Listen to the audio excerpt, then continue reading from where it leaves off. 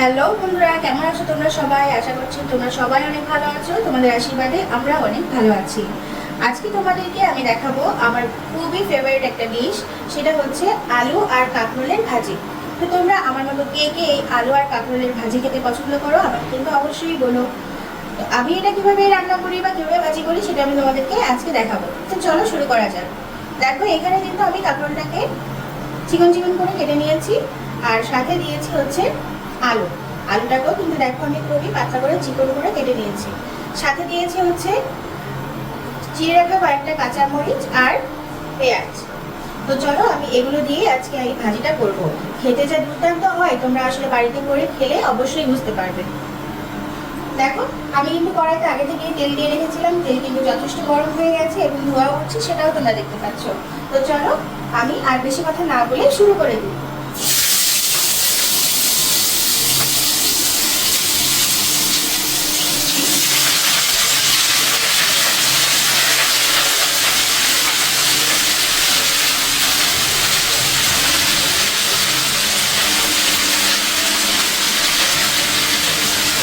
দেখো ভাজিটা তেলের পর দিয়ে দিলাম, আর এখন দিয়ে দেবো হচ্ছে পরিমাণ মতো লবণ। লবণটা কিন্তু একটু বুঝে দিয়ে দিতে হবে, কারণ ভাজতে ভাজতে কিন্তু ভাজিটা একটু সময় পরিমাণে কম হয়ে যায়, তখন কিন্তু লবণ বুঝে শুনে না দিলে লবণে পোড়া হয়ে যায়, সেটা আর খেতে ভালো লাগে না। তো তোমরা তোমাকে পরিমাণ মতো বুঝে দিবে, আমি কিন্তু আমার পরিমাণ মতো বুঝে দিয়েছি। আর এখন দিয়ে দেবো হচ্ছে কিছুটা হলুদ গুঁড়া। ব্যাস, এইবার কি আর কিছু নয়, শুধুমাত্র নাড়াচাড়া করতে হবে আর সময় নিয়ে এটাকে ভেজে দিতে হবে।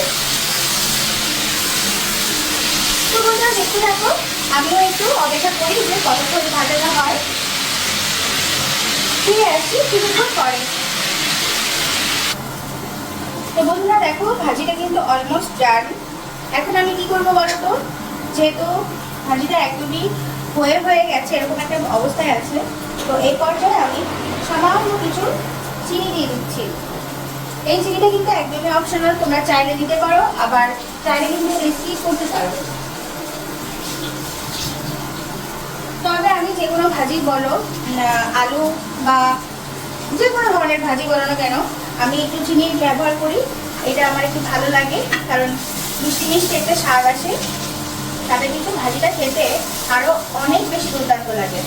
তো এই হচ্ছে আমার সিম্পল একটা রেসিপি, তোমরা তো সবাই দেখছো বা দেখলে এভাবে তোমরা বাসায় করে খেও। আর অবশ্যই জানিও যে আলু আর কাঁকরোলের এই সিম্পল ভাজিটি খেতে তোমাদের কেমন লাগে। আমার কিন্তু অসাধারণ লাগে, খুবই প্রিয় আমার এটা। তো যাই হোক না কেন, এই সিম্পল রান্নাটা তোমাদেরকে দেখিয়ে দিলাম আমি। যদি আমার এই ভিডিওটি ভালো লেগে থাকে, অবশ্যই কিন্তু আমার এই ভিডিওটিতে তোমরা লাইক আর কমেন্ট অবশ্যই করো। তোমাদের মূল্যবান মতামত কিন্তু আমার জন্য অনেক বেশি গুরুত্বপূর্ণ।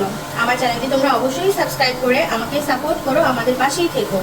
আর বেল আইকনটিকে কিন্তু প্রেস করতে অবশ্যই ভুলো না। তো আজকে এই পর্যন্তই, ভালো থাকো তোমরা সবাই, তোমাদের শুভকামনায় আমি আমার এই সিম্পল শর্ট ভিডিওটি এখানেই শেষ করছি।